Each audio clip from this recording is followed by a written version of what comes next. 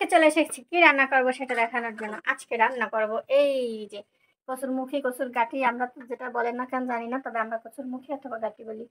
তো সেটা আজকে রান্না করা হবে কি দিয়ে চলেন দেখাই।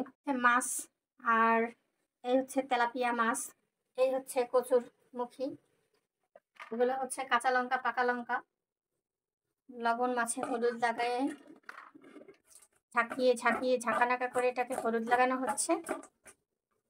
কড়াইয়ে পরিমাণ মতো তেল দিয়ে মাছটা ছেড়ে দাও।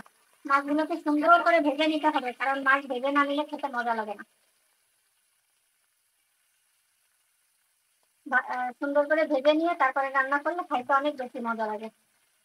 মাছগুলোকে যে একদম কড়া কড়া করে ভেজে নিয়েছি, কারণ কড়া মাছ ভাজা খেতে অনেক মজা লাগে, আর হচ্ছে তরকারিটি দিয়ে রান্না করে খেলেও অনেক বেশি মজা লাগে। ঠিক আছে, এটা পেঁয়াজ আর কিছুটা রসুন দিয়ে দিলাম। এটাকে সুন্দর করে ভাজা ভাজা করে নিতে হবে। একটু হালকা হালকা ভাজা ভাজা করে নিয়ে এটাকে আসলে মশলা করবো আমরা। এর মধ্যে অল্প একটু জিরা, না বেশ খানিকটা জিরা আমার আম্মু দিয়ে দিল। এটাকে জিরা ভাজা ভাজা করে নেবে। এইভাবে তরকারি রান্না করলে আসলে অনেক মজা লাগে। তো এটা ভাজা ভাজা করে নিয়ে এবার আমরা এটাকে পাতায় বেটে নেবো মশলাটা করার জন্য। জিরা ভাজে নিলে সুন্দর একটা ঘ্রাণ আসে। তো এবার তরকারি কষানোর জন্য কিছুটা তেল দিয়ে দিলাম। এবার তরকারিগুলো দিয়ে দিলাম, মরিচগুলো দিয়ে দিলাম, পরিমাণ মতো হলুদগুলো দিয়ে দিলাম। এবার লবণের পরে কিছুটা হলুদের সাথে লবণ দিলাম। এবার এটাকে সুন্দর করে নাড়াচাড়া করতেছি।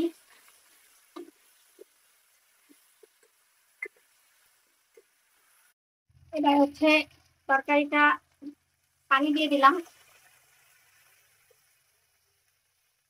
তরকারি কষাই নিয়ে তারপরে হচ্ছে আমরা এইভাবে ঝোলের পানিটা দিয়ে দিলাম। এখন এটা সিদ্ধ হবে। তারপরে হচ্ছে এই যে মশলাটা দেখতে পাচ্ছেন, এটাকে হচ্ছে সুন্দরভাবে বেটে ওটার ভিতর দিয়ে দিলে তাড়াতাড়ি রান্না হয়ে যাবে।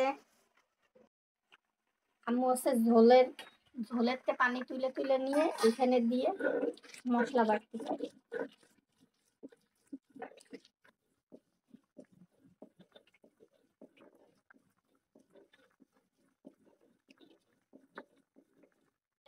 হ্যাঁ, কি সুন্দর দেখেন, একেবারে ঝোলটা কালারটা সেই লেভেলের সুন্দর হয়েছে। এখন ভাজা মাছগুলোকে সুন্দরভাবে এটার উপরে ছড়িয়ে ছিটিয়ে দেওয়া হচ্ছে। এখন মশলা তুলে দেওয়া হবে। মশলাটাকে সুন্দর করে কাচিয়ে কুচিয়ে নেওয়া হইতেছে। এই যে আমার প্রিয় ধনিয়া পাতা। আমার কাছে ধনিয়া পাতা যে তরকারিতে দিলে এত স্বাদ লাগে, এত স্বাদকে আমি বুঝি না। এই যে এবার মশলাটা তরকারির ভিতরে দিয়ে দিলাম। আরে মিলিয়ানটির অনেক মিস করতেছি। মিলিয়ানটি তেলাপিয়া মাছ দিয়ে এটা রান্না করলে খুবই পছন্দ করে। অবশ্য মাছগুলো একটু ছোট ছোট, কারণ আমার একমাত্র ভাইয়া বাজার করিয়েছে, তো সে আবার বাজার বিষয়ে কোনো অভিজ্ঞতাই রাখে না।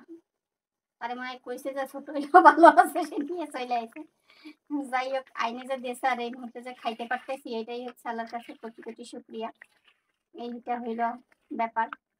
তো আমাদের আর অল্প একটু সময়ের ভিতর তরকারিটাকে নামাই নেবো আমরা। ধনে পাতা কি এখন দিবা? দাও, দাও ধনে পাতা দাও। তো গাইস, এই ছিল আমার আসলে কচুরমুখী ধনিয়া পাতা মাছ দিয়ে রান্না করা।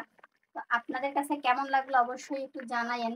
তরকারিটা ভাল লাগলো না কিরম লাগলো একটু বললে ভাল লাগবে। বুঝতে পারছেন না? এই হলো বিষয়, সব কুটে কুটে দিয়ে দাও, ফালাইও না মুখ, এ বড় দামি জিনিস। তো রান্না বান্না আসলে ভালোই আলহামদুলিল্লাহ শেষ হয়ে গেছে। বেশি কিছু, মানুষ তো অল্প, খাওয়া হয় না প্রতিদিনই। আজকেও 2টা পদ্ম তরকারি ফালাই দেওয়া লাগছে। এখন যাই হোক, অনেক কথা বলে ফেললাম। এখন আমাদের তরকারিটা হয়ে গিয়েছে, এখন আমার আম্মু তরকারিটা নামাবে দেখেন। আর আর একটু ঝোল কমাবো নাকি, ব্যাপার হচ্ছে এটাই। আচ্ছা, তা নামাই ফেলো। Just colour look like wow, এত সুন্দর ইয়ামি। আর এটা গরম ভাতের সাথে খেতে যেই মজা লাগবে, জাস্ট কল্পনা করতে পারবেন না। ফাইনালি আমার তরকারি রান্না শেষ। গাইস, আমার রান্নাটা কেমন হয়েছে অবশ্যই জানাবেন। সবাই ভালো থাকেন, পেজটা ফলো দিয়েন, সাথে থাকেন। আর ভালো লাগুক মন্দ লাগুক কমেন্ট করে জানাবেন।